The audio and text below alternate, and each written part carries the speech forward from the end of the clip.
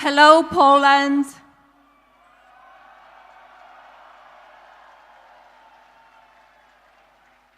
Thank you very much. My husband and I have enjoyed visiting your beautiful country. I want to thank President and Mrs. Duda for their warm welcome and their generous hospitality. I had the opportunity to visit the Copernicus Science Center today and found it not only informative, but thoughtful in its mission, which is to inspire people to observe, experiment, ask questions, and seek answers. I can think of no better purpose for such a wonderful science center. Thank you to all who were involved in giving us the tour, especially the children who made it such a wonderful experience. As many of you know, a main focus of my husband's presidency is safety and security of the American people. I think as all of us can agree, people should be able to live their lives without fear, no matter what country they live in. That is my wish for all of us around the world. Thank you again for this wonderful welcome to your very special country. Your kindness and gracious hospitality will not be forgotten. And now it is my honor to introduce to you my husband, the President of the United States, Donald J. Trump.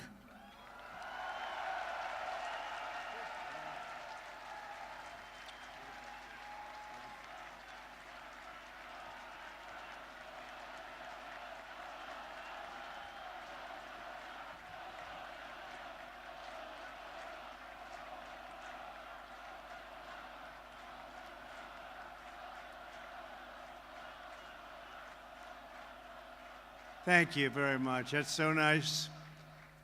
The United States has many great diplomats, but there is truly no better ambassador for our country than our beautiful First Lady, Melania. Thank you, Melania. That was very nice. We've come to your nation to deliver a very important message. America loves Poland, and America loves the Polish people. Thank you. The Poles have not only greatly enriched this region, but Polish Americans have also greatly enriched the United States, and I was truly proud to have their support in the 2016 election. It is a profound honor to stand in this city by this monument to the Warsaw Uprising and to address the Polish nation that so many generations have dreamed of, a Poland that is safe, strong, and free.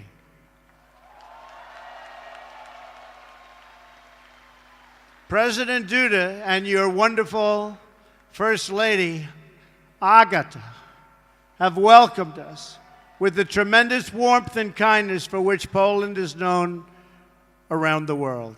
Thank you. I sincere, and I mean sincerely, thank both of them, and to Prime Minister Shedwo, a very special thanks also.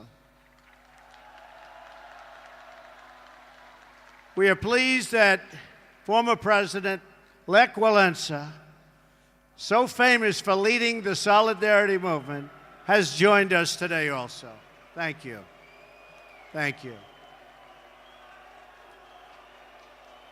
Thank you. On behalf of all Americans, let me also thank the entire Polish people for the generosity you have shown in welcoming our soldiers to your country. These soldiers are not only brave defenders of freedom, but also symbols of America's commitment to your security and your place in a strong and democratic Europe.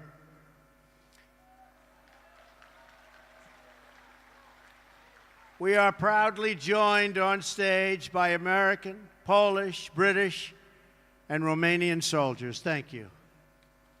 Thank you. Great job.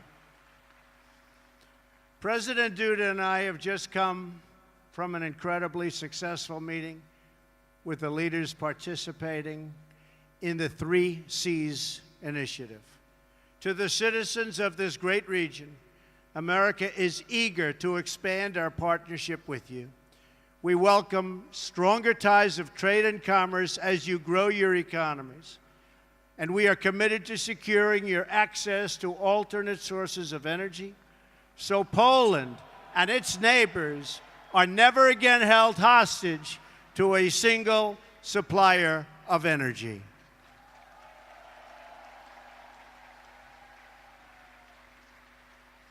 Mr. President, I congratulate you, along with the President of Croatia, on your leadership of this historic 3 Cs initiative. Thank you. This is my first visit to Central Europe as president, and I am thrilled that it could be right here at this magnificent, beautiful piece of land. It is beautiful.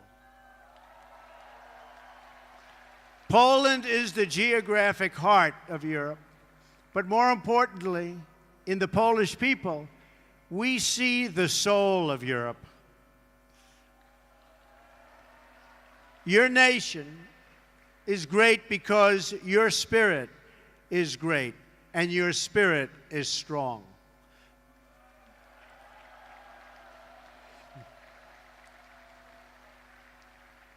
For 2 centuries, Poland suffered constant and brutal attacks. But while Poland could be invaded and occupied, and its borders even erased from the map, it could never be erased from history or from your hearts. In those dark days, you have lost your land, but you never lost your pride. So it is with this true admiration that I can say today that from the farms and villages of your countryside to the cathedrals and squares of your great cities, Poland lives, Poland prospers, and Poland prevails.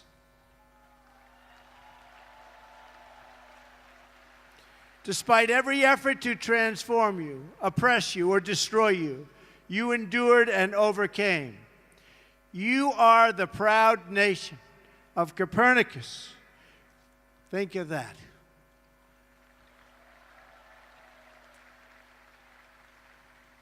Chopin, St. John Paul II.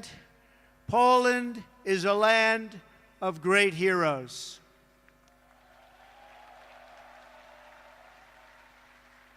And you are a people who know the true value of what you defend. The triumph of the Polish spirit over centuries of hardship gives us all hope for a future in which good conquers evil and peace achieves victory over war. For Americans, Poland has been a symbol of hope since the beginning of our nation.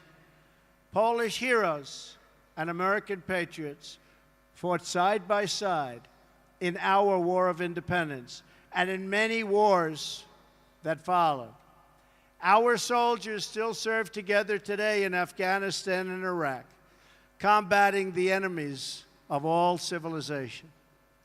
For America's part, we have never given up on freedom and independence as the right and destiny of the Polish people, and we never, ever will.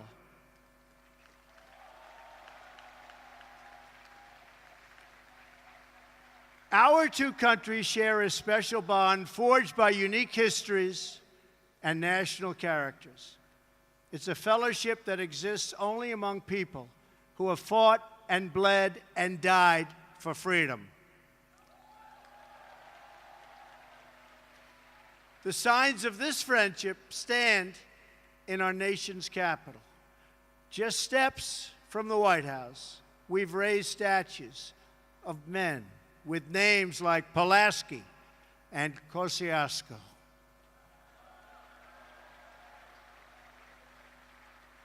The same is true in Warsaw, where street signs carry the name of George Washington and a monument stands to one of the world's greatest heroes, Ronald Reagan. And so I am here today, not just to visit an old ally, but to hold it up as an example for others who seek freedom and who wish to summon the courage and the will to defend our civilization.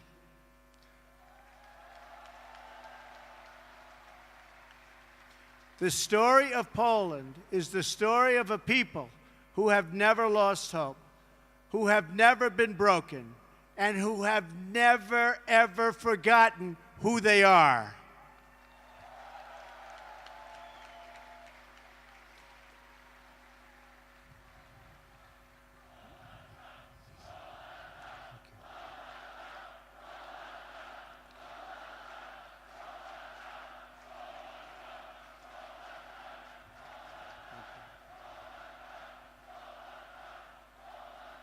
Thank you so much. Thank you. Thank you so much. Such a great honor. This is a nation more than 1,000 years old. Your borders were erased for more than a century and only restored just 1 century ago. In 1920, in the miracle of Vistula, Poland stopped the Soviet army bent on European conquest.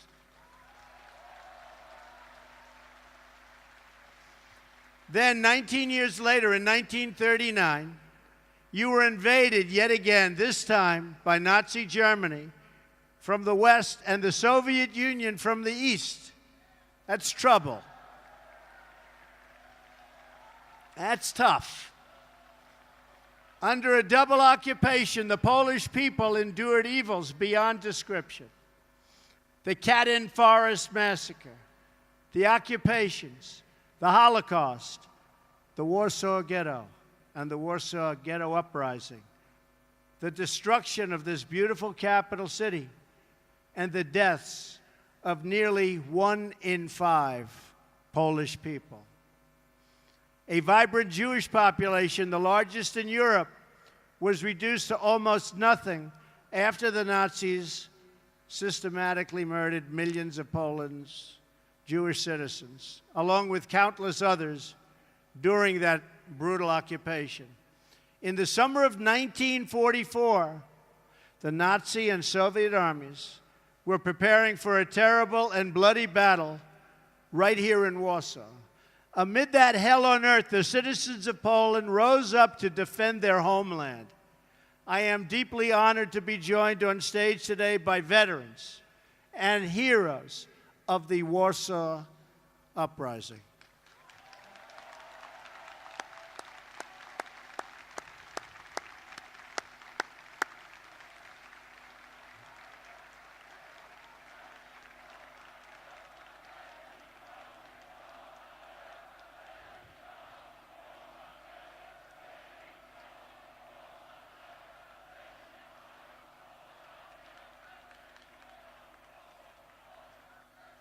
What great spirit. We salute your noble sacrifice, and we pledge to always remember your fight for Poland and for freedom. Thank you. Thank you. This monument reminds us that more than 150,000 Poles died during that desperate struggle to overthrow oppression. From the other side of the river, the Soviet armed forces stopped and waited. They watched as the Nazis ruthlessly destroyed the city, viciously murdering men, women, and children. They tried to destroy this nation forever by shattering its will to survive. But there is a courage and a strength deep in the Polish character that no one could destroy. The Polish martyr, Bishop Michael Kozel, said it well: more horrifying than a defeat of arms is a collapse of the human spirit. Through 4 decades of communist rule, Poland and the other captive nations of Europe endured a brutal campaign to demolish freedom, your faith, your laws, your history, your identity, indeed the very essence of your culture and your humanity. Yet through it all, you never lost that spirit.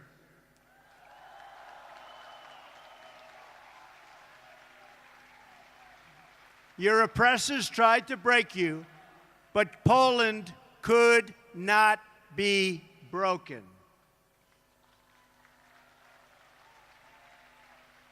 And when the day came on June 2nd, 1979, and 1 million Poles gathered around Victory Square for their very first Mass with their Polish Pope, that day every communist in Warsaw must have known that their oppressive system would soon come crashing down. They must have known it at the exact moment during Pope John Paul II's sermon, when 1 million Polish men, women, and children suddenly raised their voices in a single prayer. 1 million Polish people did not ask for wealth. They did not ask for privilege. Instead, 1 million Poles sang 3 simple words: "We want God."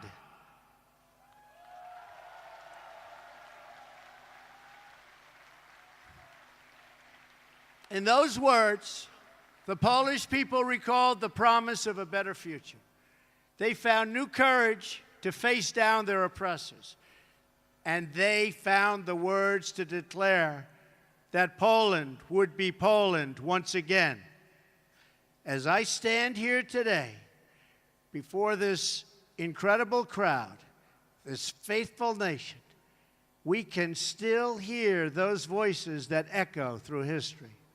Their message is as true today as ever. The people of Poland, the people of America, and the people of Europe still cry out, "We want God."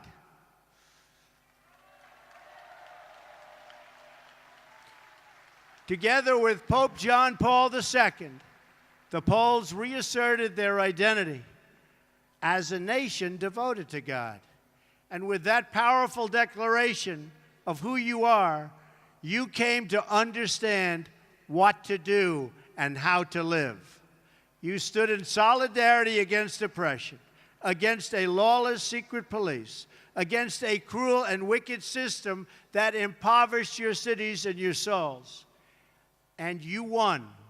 Poland prevailed. Poland will always prevail.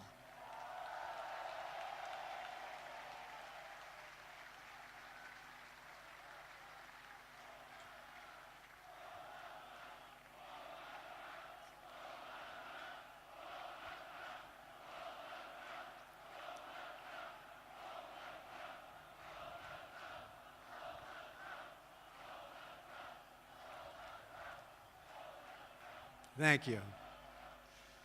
You were supported in that victory over communism by a strong alliance of free nations in the West that defied tyranny. Now among the most committed members of the NATO alliance, Poland has resumed its place as a leading nation of a Europe that is strong, whole, and free. A strong Poland is a blessing to the nations of Europe, and they know that. A strong Europe is a blessing to the West and to the world.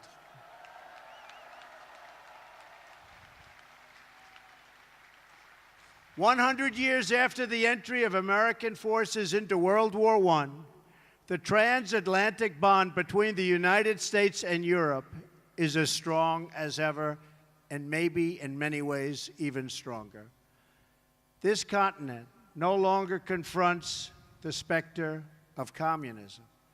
But today we're in the West, and we have to say there are dire threats to our security and to our way of life. You see what's happening out there.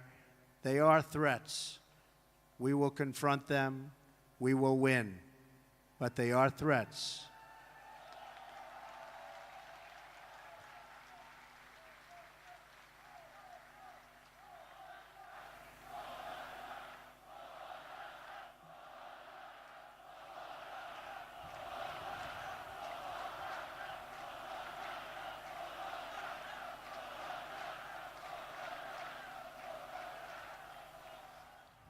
We are confronted by another oppressive ideology, one that seeks to export terrorism and extremism all around the globe. America and Europe have suffered one terror attack after another. We're going to get it to stop. During a historic gathering in Saudi Arabia, I called on the leaders of more than 50 Muslim nations to join together to drive out this menace which threatens all of humanity. We must stand united against these shared enemies to strip them of their territory and their funding and their networks and any form of ideological support that they may have. While we will always welcome new citizens who share our values and love our people, our borders will always be closed to terrorism and extremism of any kind.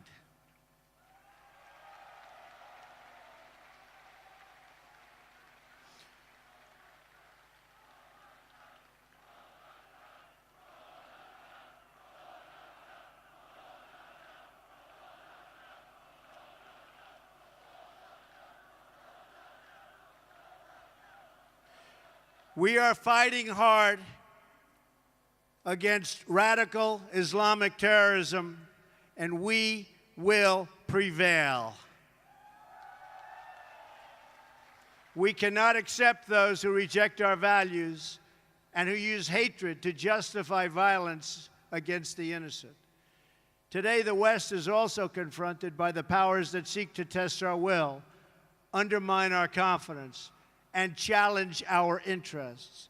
To meet new forms of aggression, including propaganda, financial crimes, and cyber warfare, we must adapt our alliance to compete effectively in new ways and on all new battlefields.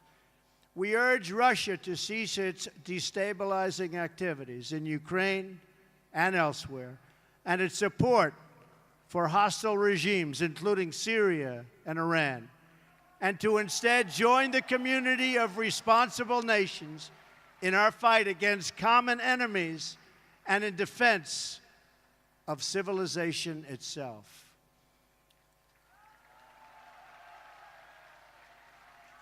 Finally, on both sides of the Atlantic, our citizens are confronted by yet another danger, one firmly within our control. This danger is invisible to some, but familiar to the Poles. The steady creep of government bureaucracy that drains the vitality and wealth of the people. The West became great, not because of paperwork and regulations, but because people were allowed to chase their dreams and pursue their destinies. Americans, Poles, and nations of Europe value individual freedom and sovereignty. We must work together to confront forces, whether they come from inside or out, from the South or the East, that threaten over time to undermine these values and to erase the bonds of culture, faith, and tradition that make us who we are.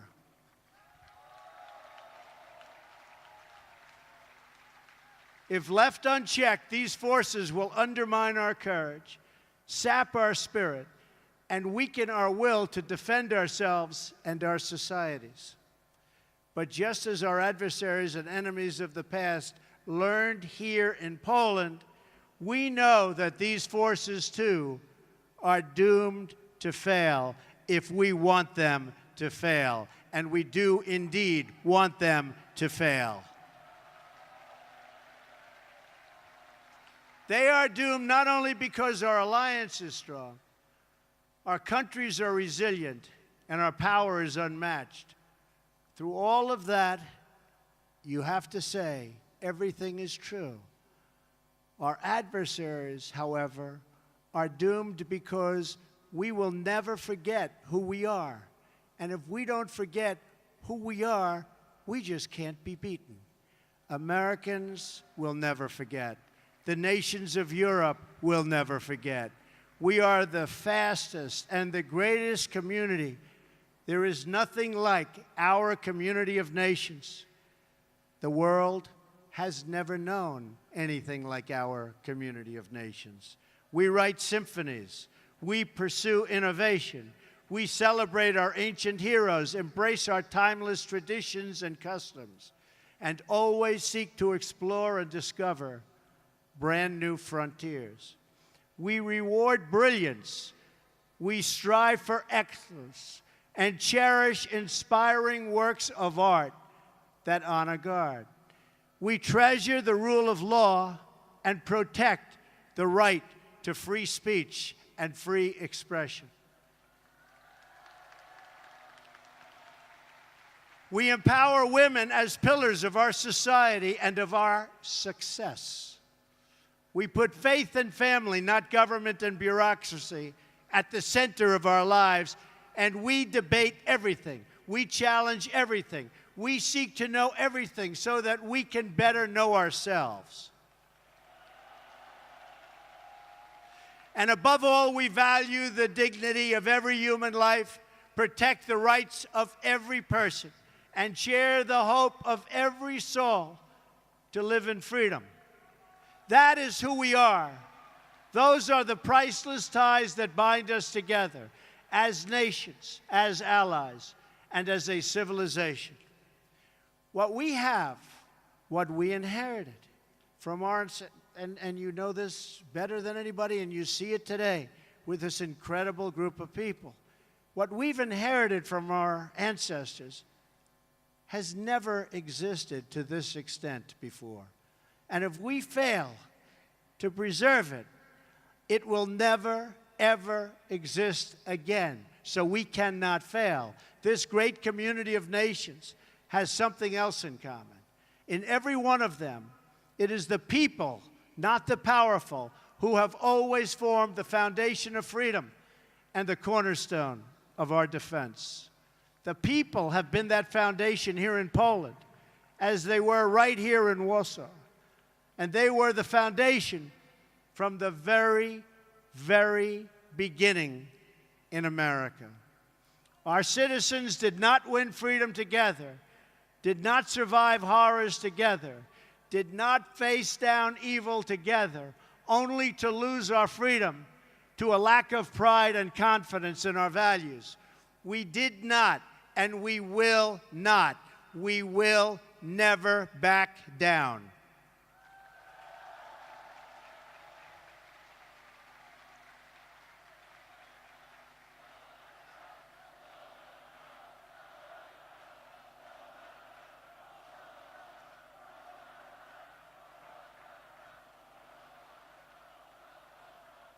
As long as we know our history, we will know how to build our future. Americans know that a strong alliance of free, sovereign, and independent nations is the best defense for our freedoms and for our interests. That is why my administration has demanded that all members of NATO finally meet their full and fair financial obligation. As a result of this insistence, billions of dollars more have begun to pour into NATO. In fact, people are shocked, but billions and billions of dollars more coming in from countries that, in my opinion, would not have been paying so quickly. To those who would criticize our tough stance, I would point out that the United States has demonstrated, not merely with words, but with its actions, that we stand firmly behind Article 5, the mutual defense commitment. Words are easy, but actions are what matters. And for its own protection, and you know this, everybody knows this, everybody has to know this, Europe must do more. Europe must demonstrate that it believes in its future by investing its money to secure that future. That is why we applaud Poland for its decision to move forward this week on acquiring from the United States the battle-tested Patriot air and missile defense system, the best anywhere in the world. That is also why we salute the Polish people for being one of the NATO countries that has actually achieved the benchmark for investment in our common defense. Thank you, Poland. I must tell you, the example you set is truly magnificent, and we applaud Poland. Thank you. We have to remember that our defense is not just a commitment of money. It is a commitment of will. Because as the Polish experience reminds us, the defense of the West ultimately rests not only on means, but also on the will of its people to prevail and be successful and get what you have to have. The fundamental question of our time is whether the West has the will to survive. Do we have the confidence in our values to defend them at any cost? Do we have enough respect for our citizens to protect our borders? Do we have the desire and the courage to preserve our civilization in the face of those who would subvert and destroy it? We can have the largest economies and the most lethal weapons anywhere on earth. But if we do not have strong families and strong values, then we will be weak and we will not survive. If anyone forgets the critical importance of these things, let them come to one country that never has. Let them come to Poland.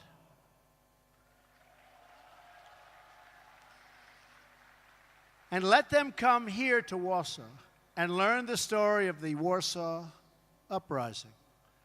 When they do, they should learn about Jerusalem Avenue. In August of 1944, Jerusalem Avenue was one of the main roads running east and west through this city, just as it is today. Control of that road was crucially important to both sides in the battle for Warsaw. The German military wanted it as their most direct route to move troops and to form a very strong front. And for the Polish Home Army, the ability to pass north and south across that street was critical to keep the center of the city and the uprising itself from being split apart and destroyed. Every night, the Poles put up sandbags amid machine gun fire, and it was horrendous fire, to protect a narrow passage across Jerusalem Avenue. Every day, the enemy forces knocked them down again and again and again. Then the Poles dug a trench. Finally, they built a barricade. And the brave Polish fighters began to flow across Jerusalem Avenue. That narrow passageway, just a few feet wide, was the fragile link that kept the uprising alive.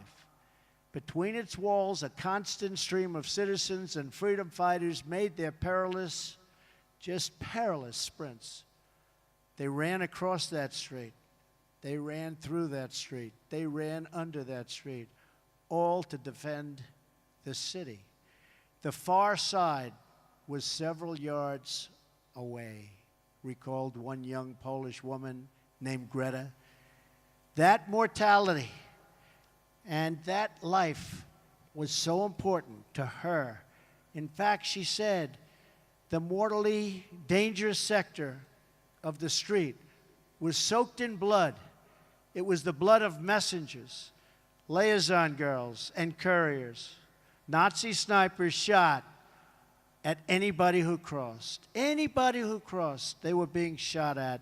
Their soldiers burned every building on the street, and they used the poles as human shields for their tanks in their effort to capture Jerusalem Avenue. The enemy never ceased its relentless assault on that small outpost of civilization. And the Poles never ceased its defense.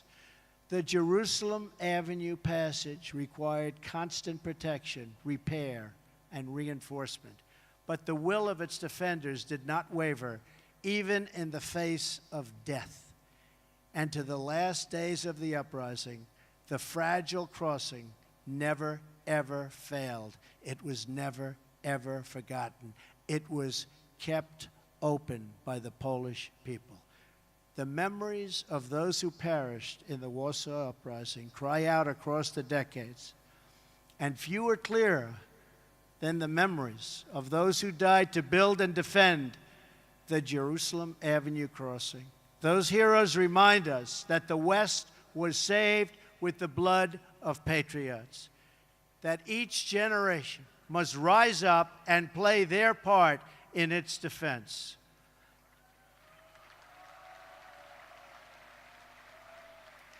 And that every foot of ground and every last inch of civilization is worth defending with your life.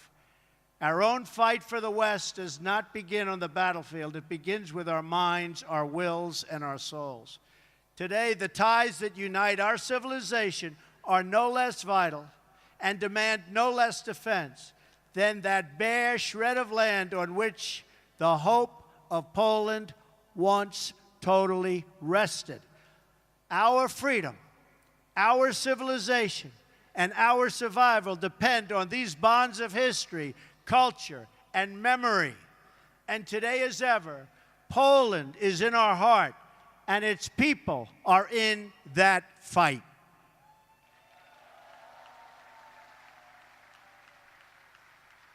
Just as Poland could not be broken, I declare today for the world to hear that the West will never, ever be broken.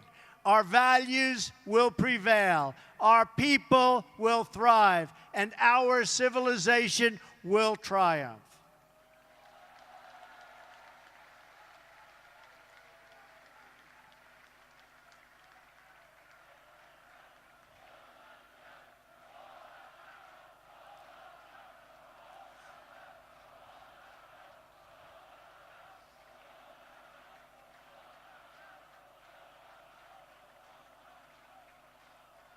Thank you.